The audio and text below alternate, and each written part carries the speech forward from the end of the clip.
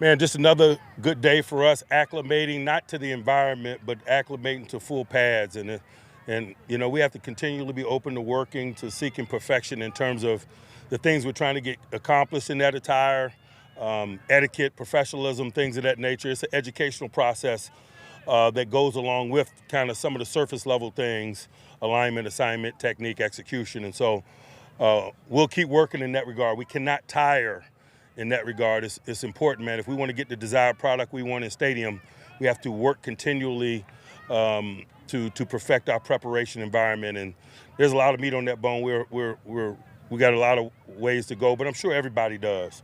But we have to have a lot of urgency in that regard. From an injury perspective, KZ is still out with an ankle. Corey's got a significant knee injury.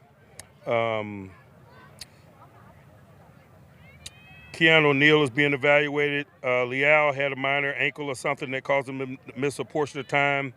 Deontay, the normal bumps and bruises that occur this time of year. We'll work our tails off to keep the group up, and they got to work their tails off to keep themselves up. Availability is a big component of this. I'll pause and open it up for questions. Mike, it sounded as though you wanted to deliver a specific message after practice. Go ahead. Sit down.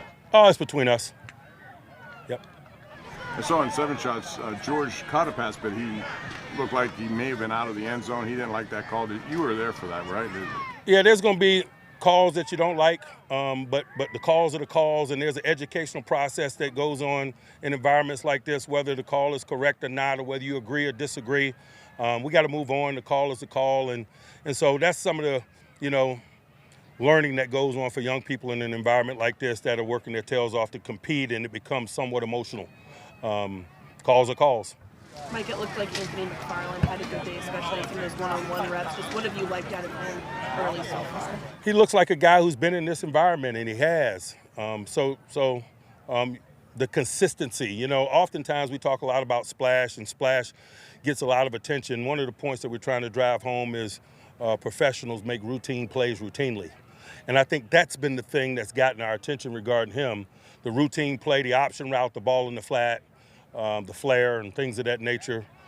He is doing routine things very well, and that's important. How does his skill set complement the rest of the backs? To be determined.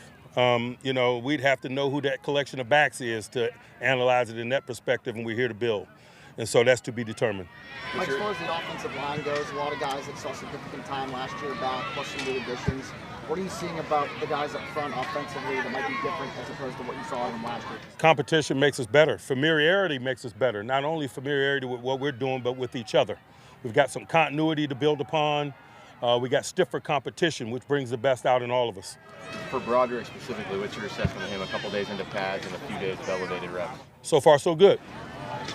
When you're looking at offensive line, defensive line, how do you go about determining who you want to face who? What are the kind of things you consider that? Some guys are good dance partners for valid reasons. Some guys are good dance partners for intangible reasons. Just in an environment like this, particularly when you talk about people in stages of development, what you're looking for is people that are at similar stages of development.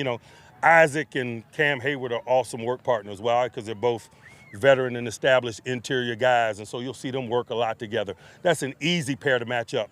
But some of the developmental guys that are in the process of growing, those are more difficult, and we're trying to search for appropriate things. And if someone wins with a level of consistency, you elevate the matchups they're in, and that's this process. When you look at Darnell and Broderick and how they're competing in this camp, what does that say about the college program they come from and the competitiveness of that level? I think the 2 national championships in the last 2 years says it all.